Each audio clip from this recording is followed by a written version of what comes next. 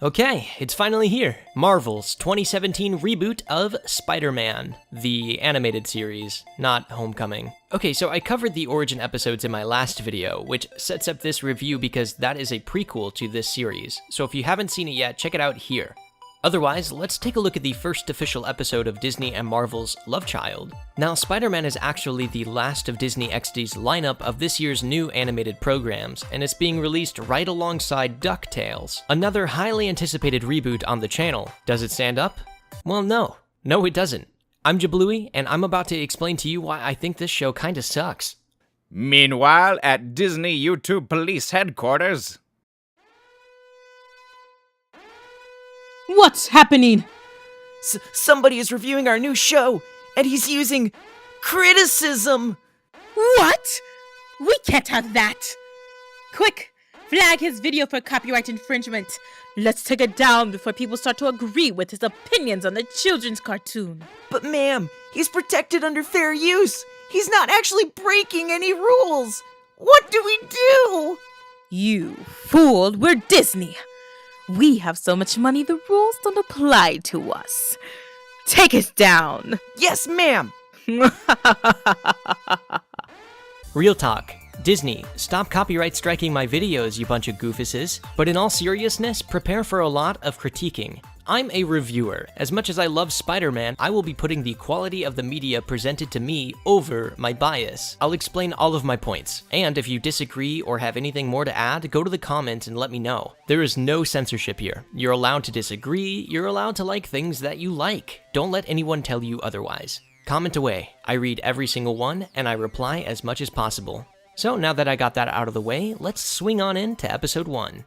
The show opens up with a shot over Manhattan, and cuts to a shootout between this super high-tech dude with a laser weapon, and police officers with, oh wow, real guns. Usually, they try to use funky-looking guns for cartoons. Probably to avoid angry parents emailing the company because they're upset that the cartoons aren't sheltering their children from the real world. Actually, in the origin episodes, the dude who shot Uncle Ben has this weird toy-looking pistol, but it's inferred that it shoots regular bullets? I don't know, it's pretty odd. My only guess is they got away with this scene because they don't show the cops shooting at the bad guys up close, which I find is a weird standard. Also, the background cop's pistol is massive next to his head, am I right? I don't really care, I just like to focus on small details a little too much. Anyway, the cops say that the criminals are trying to steal vibranium, which I thought was that product that women buy when they get really lonely, but it's just a fictional element used in high-tech weaponry in the Marvel Universe. Oh, and then we get this hammy line that I couldn't help but laugh at. Vibranium! Whatever happened to stealing money? Where you been? Science is the new currency. That's stupid. Okay, I'm going to pause at this scene right here to point a couple of things out. So the bad guy was seen earlier using the red car as cover. I saw him step out to shoot, but now he's just standing out in the open while 4 police officers are shooting at him?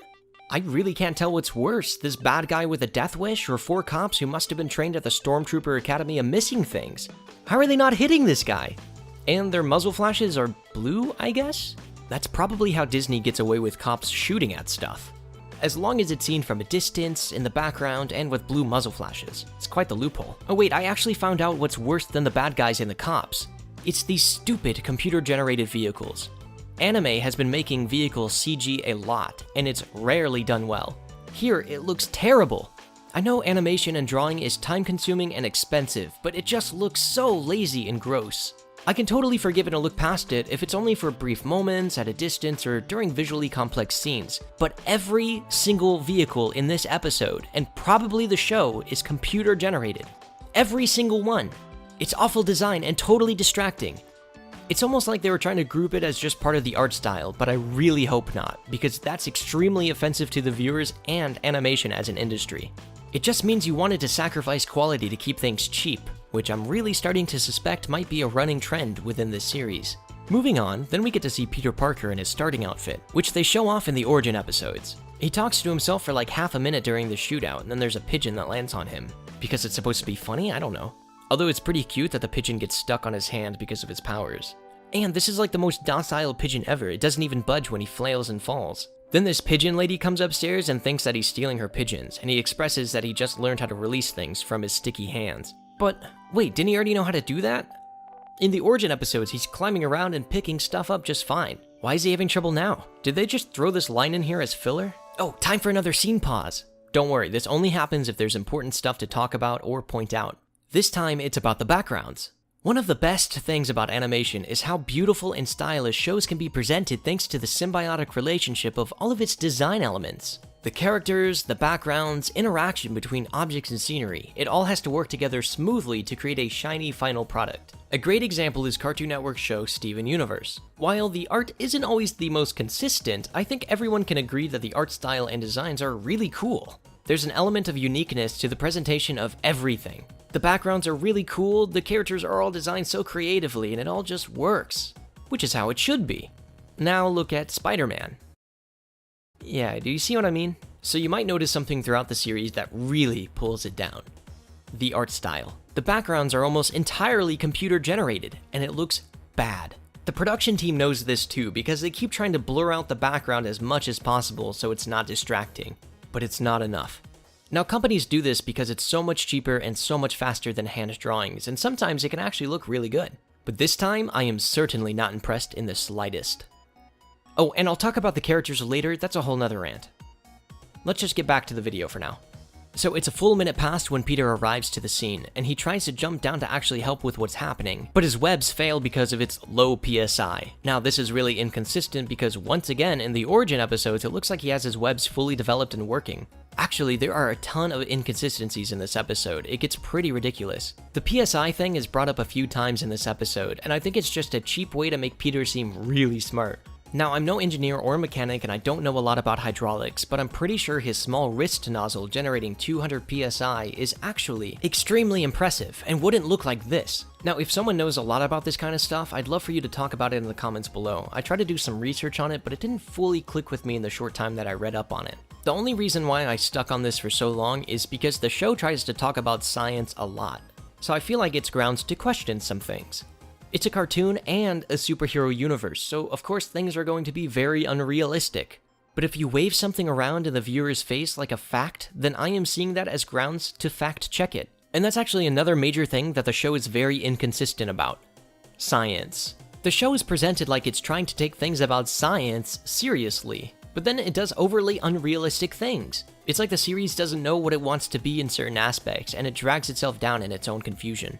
Alright, so now Peter finally decides to help with what's happening and... Oh, come on, what now? Oh my god, he has a flashback about Uncle Ben? Right now? This is like the worst time.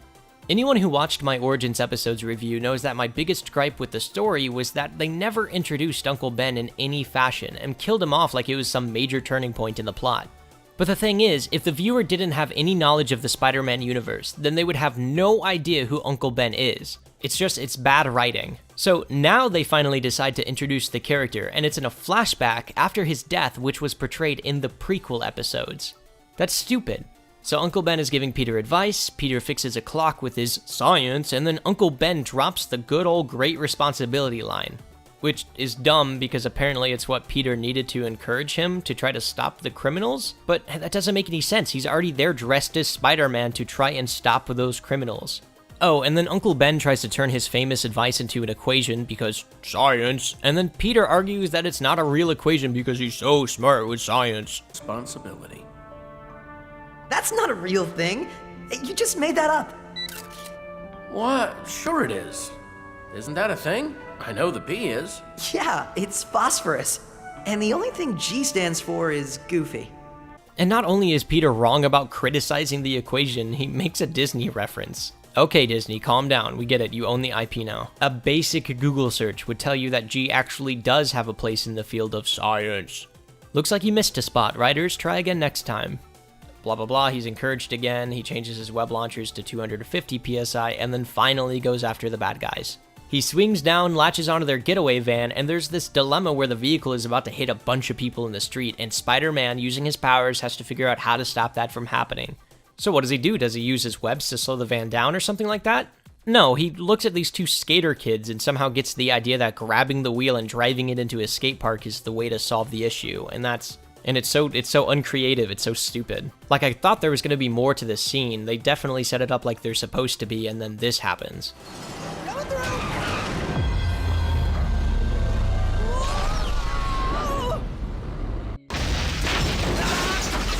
Okay, I couldn't resist. So he catches this van in midair, which probably equals to about 2 tons. That's not crazy to me because in the comics, he's definitely picked up much heavier things. Now, what is crazy to me is that he's totally new to having these powers and only just recently learned how to let stuff go, apparently, unless he decides, oh yeah, I'm totally gonna catch this van.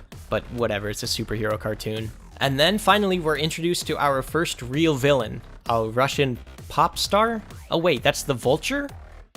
He looks, yeah. And then we're at the title sequence. In case you didn't know, you're watching Spider-Man. So he fights back against the Vulture, and he says literally the dumbest joke that has no ounce of cleverness to it whatsoever. Quite a scream you got there. Ever think of auditioning for... So you know how to scream?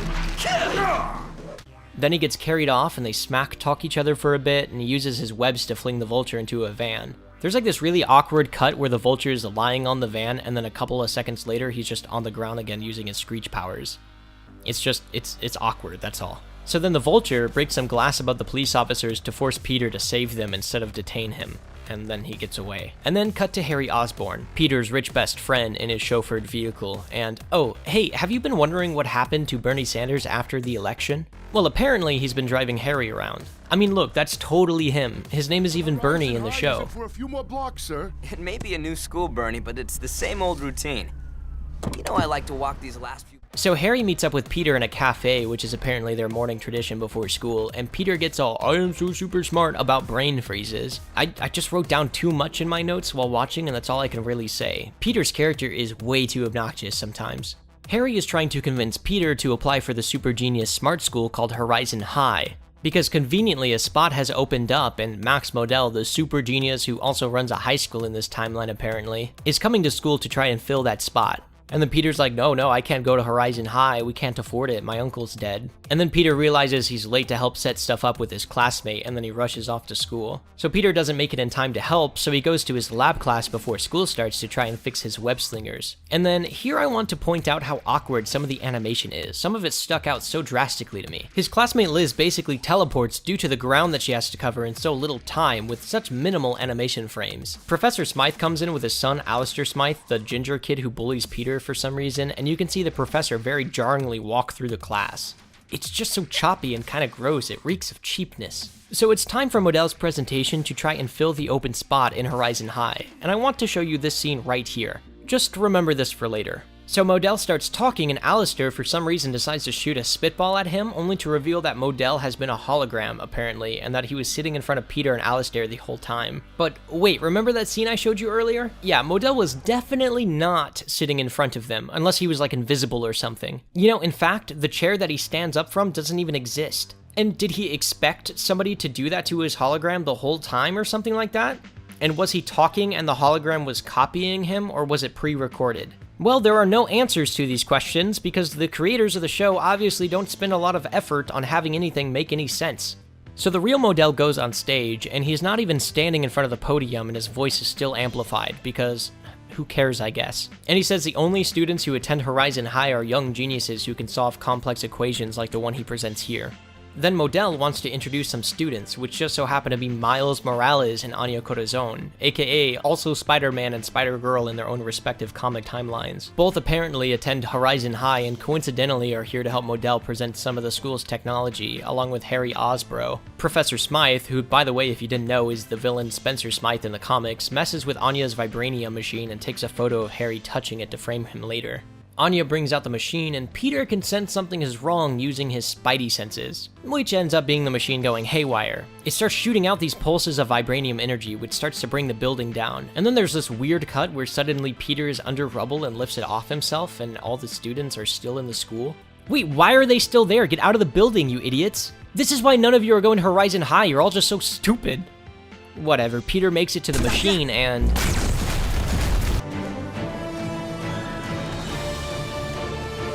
I'm just kidding, he's totally fine.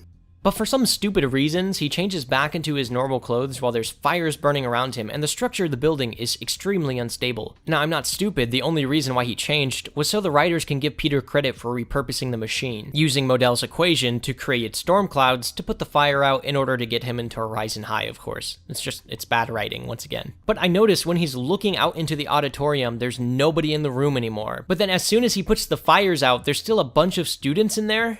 Why are they still there? Great continuity error. Anya realizes Peter messed with her machine and gets all upset at him because of it, which is freaking stupid because he literally just saved the building from burning down by changing a couple of things. It's just an excuse for the writers to make it seem like more people are annoyed with Peter to make him more sympathetic, but it's bad writing.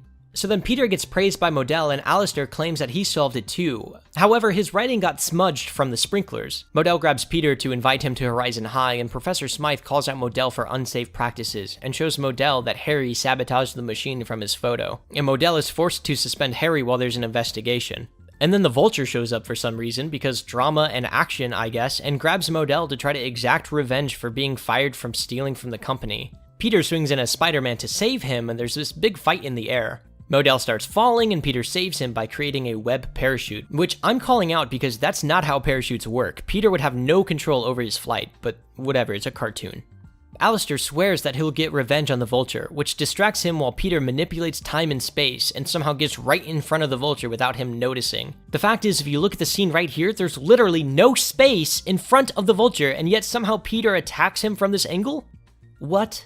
So Peter hits Vulture and webs his mouth to get him to stop screeching, which is dumb because it's clear that the waves are coming from his neck thingy, but whatever. Peter slams him into a wall and then a random cop appears and starts congratulating Peter before Vulture even hits the floor. Nice work, Birdcatcher.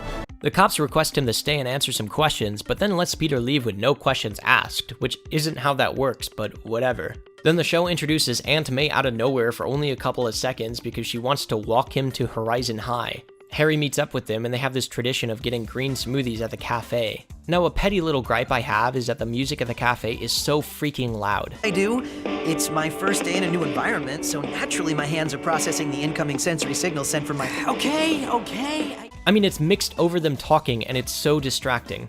And then Harry drinks from his smoothie, but there's no change to the liquid in the cup. You can blatantly see where they cut the straw animation at the lid and they just don't bother with anything else. It's more laziness. Harry discusses that he thinks the Smythes are framing him and that Spider-Man was totally involved with them framing him for some reason too, and Peter doesn't argue because he's too enthralled that his best friend knew his alter ego was spider-based and doesn't try to convince him that he wasn't trying to frame him. It's so stupid. Anyway, they leave the cafe and it's raining now, and Harry magically has a coat and umbrella, even though earlier we clearly see that he's carrying nothing when he's walking with Peter and Aunt May. But okay. I guess they wanted it to rain to make the ending seem really dramatic, but then it literally stops raining immediately like it's some sort of tropical island. When it rains in New York City, it's not just for like 5 minutes, that's not how weather works, but whatever, again. Peter makes it to school, Modell is waiting outside for Peter to arrive for whatever reason, and Peter talks about how he thinks he finally found his gift. And then credits. Now, there's a part 2, but I wasn't able to catch the premiere, and I think this review has gone on long enough. So maybe I'll tackle the rest of the series if you guys want me to, but for now, I'm gonna cut it here. I brought up my major issues with the show overall, like the animation and the backgrounds. I'm convinced that they carry over to the rest of the episodes, so I don't need to repeat myself all over again. I do need to bring up that I really don't like how the characters are drawn. And from the comments on my Origins review, it seems like I am not alone in that opinion. There's no shading, the colors are flat, it's all just so boring and it reeks of cheap. If this stupid Vulture outfit is what we can expect to be the extent of the creative character design, then I am not impressed at all. I mean, I like Peter's design because it's kind of new for Peter Parker, and Harry looks like Harry and Aunt May looks like Aunt May, but they all look so flat. Take a look at another popular superhero series, like Teen Titans for example. All the characters look so interesting, there's so much detail and distinguish in just the art alone, and this was done 13 years ago. Now with the budget and creative minds of both Disney and Marvel behind this, the fact that this was the best that they could do is just borked. I don't believe it. I firmly believe that they've been cutting corners on this entire series. It's like now that Disney owns the IP, they wanted to reboot the series, but as cheap as possible. Which is gross and honestly really offensive to fans like me who actually like Spider-Man. Now, I'm hoping things get more interesting later, but I'm not holding my breath. That's actually what I could say about the whole rest of the series. I'm not holding my breath. The first episode was so uninteresting and so uncreative that I can't imagine it improved significantly throughout the show, but I guess we'll see. If I end up liking the series in the end, I'll be honest about that in my final review, but as of episode 1, I am really disappointed. It reeks of cheap, and honestly, I think I'm just gonna go watch some DuckTales.